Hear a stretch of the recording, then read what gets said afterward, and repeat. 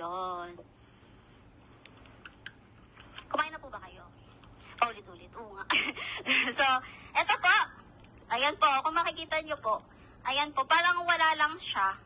Meron siya syempre yung powderize sa ilalim, pero hindi po siya makati sa lalamunan.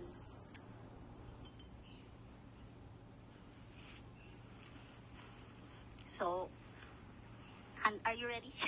Are you ready for the future? So, ito po, ididikit. Para makita nyo lang din po yung energy na. Yan. O, di ba? Parang hindi kayo masaya sa nangyayari. So, ayan po. Ang ganda ng ating product kasi kaya niyang ibigay yung nutrients na kailangan ng katawan natin everyday. So, kaya kailangan everyday tayo umiinom ng barley grass kasi everyday din po tayong may mga activities.